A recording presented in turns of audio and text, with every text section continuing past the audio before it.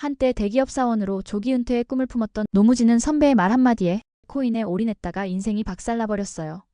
투자 실패로 나락을 경험한 끝에 선배의 권유로 노무사 시험을 준비했고 어렵사리 합격했지만 정작 취업은 물거품이었죠. 결국 대출을 받아 노무사 사무소를 개업하게 됩니다.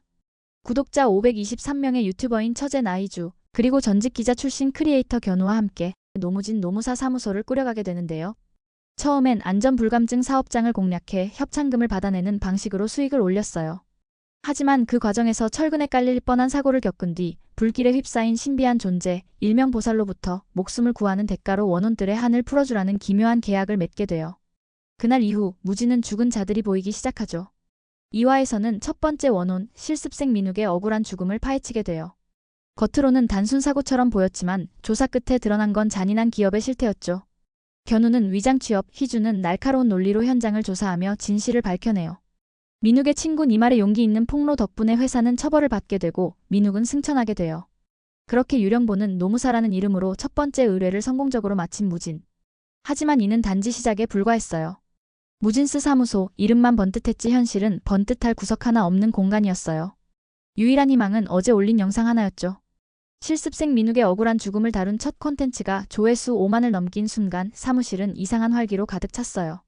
견우는 영상 아래 쏟아지는 댓글을 보며 연예기획사 대표마냥 뛰어다녔고 희주는 벌써 후속 콘텐츠 기획에 들어갔어요. 무진만이 조용했어요. 눈에 띄게 불안한 눈동자였죠. 잘 풀릴 때일수록 불안해지는 게 어른들의 직감이라면 무진은 아주 제대로 된 어른이 되어가고 있었어요. 그날 밤 무진은 사무실에서 혼자 야근 중이었어요. 고요한 공간, 노란 형광등 아래 서류를 정리하던 그의 눈앞에 갑자기 철제 프레스 기계 소리 같은 금소금이 울렸어요. 이어진 건 차가운 공기와 함께 형체가 일그러진 남자의 모습이었어요. 몸은 눌려 엉망이었고 눈동자엔 억울함이 선명했죠. 그가 말했어요. 이범수예요. 프레스 안에서 죽었어요. 근데 그날 누가 전원을 다시 켰어요. 그 순간 무진의 등골이 오싹했어요. 이건 단순한 산업재해가 아니라 누군가의 선택 혹은 방조에 의한 타살에 가까운 사건이었어요. 이범수의 말투는 담담했지만 그 눈동자는 말하고 있었죠. 나 좀 도와달라고요. 무진은 알 수 있었어요. 이건 두 번째 원혼의 신호였고 자신이 살아남기 위해 했던 계약이 지금 또 한 명의 죽음 앞에서 실행을 요구하고 있다는 것을요. 이범수의 이야기에 의하면 회사는 사고로 발표했지만 내부에서는 자기가 잘못 들어갔다는 식으로 매도되고 있었어요. 하지만 범수는 말했다고 했어요. 나 퇴근 5분 전이었어요. 기계 꺼졌는지 확인하려고 들어간 건데 누가 뒤에서 다시 전원을 켰어요. 하지만 분명 누군가가 있었어요. 두 번째 사건의 서막이 이렇게 유령의 입을 통해 시작된 것이었어요. 그 다음날 무진은 희주와 함께 해당 사업장으로 향했어요.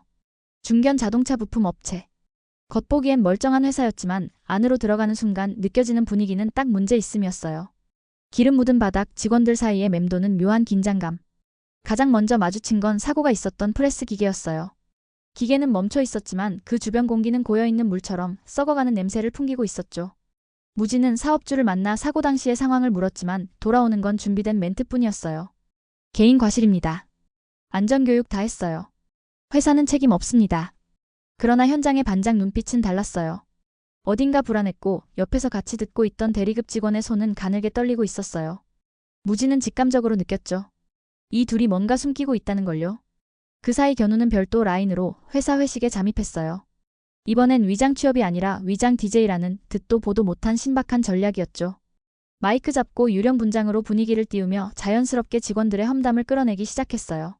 그러다 얻어낸 단서 하나, 사고 직전 프레스 전원을 다시 켠 사람이 있다는 소문이었죠.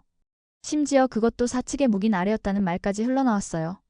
희주는 사무실로 돌아와 해당 날짜의 CCTV 원본을 요구했어요. 회사는 처음엔 제공을 거부했지만 노동청에 신고하겠다는 말에 결국 제출했어요. 화면 속엔 충격적인 장면이 있었죠. 이범수가 기계 쪽으로 들어간 직후 누군가가 전원 스위치를 내리는 모습. 얼굴은 모자에 가려져 있었지만 희주는 손 모양과 동작으로 반장을 확신했어요. 무진은 입을 꾹 다물었어요. 이건 단순한 사건이 아니라 조직적으로 덮어지고 있는 범죄였어요.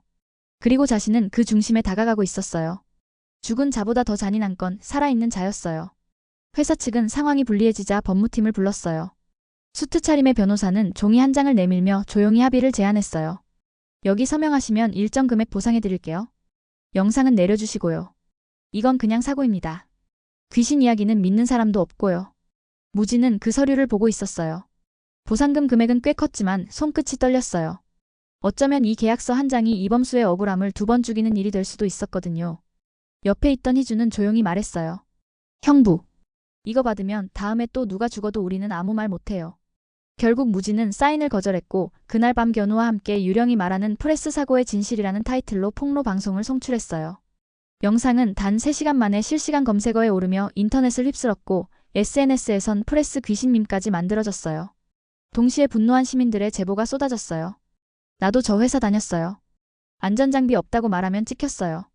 사고 숨기려고 했던 거 진짜임. 하나둘 쌓여가는 증언들의 회사는 더 이상 침묵할 수 없었죠. 결국 반장은 사표를 냈고 대리 직원은 눈물로 자백했어요.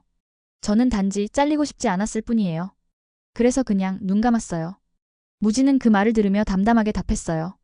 하지만 당신은 그 눈 감은 사이에 사람 하나를 보냈어요.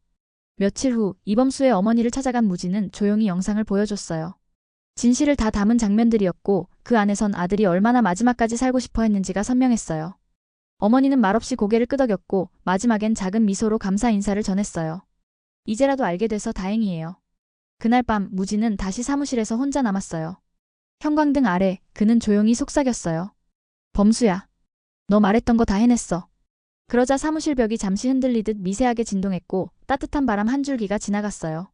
그리고 철제 프레스 앞에 서 있던 흐릿한 형상이 이내 밝게 빛나며 천천히 사라졌어요. 이범수는 그렇게 승천했어요.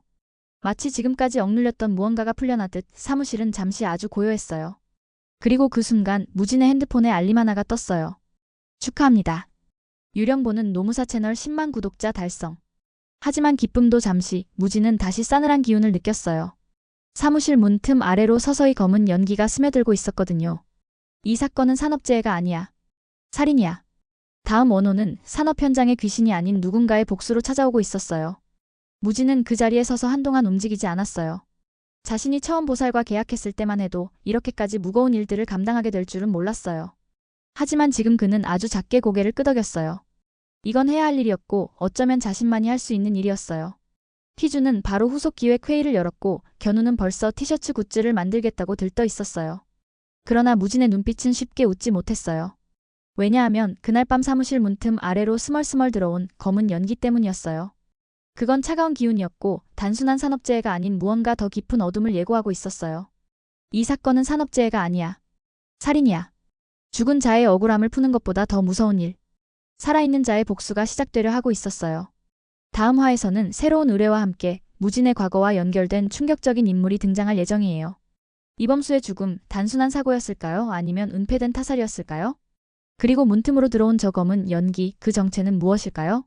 구독과 좋아요, 알림 설정 잊지 마시고요. 댓글로 여러분의 추리도 남겨주세요. 감사합니다.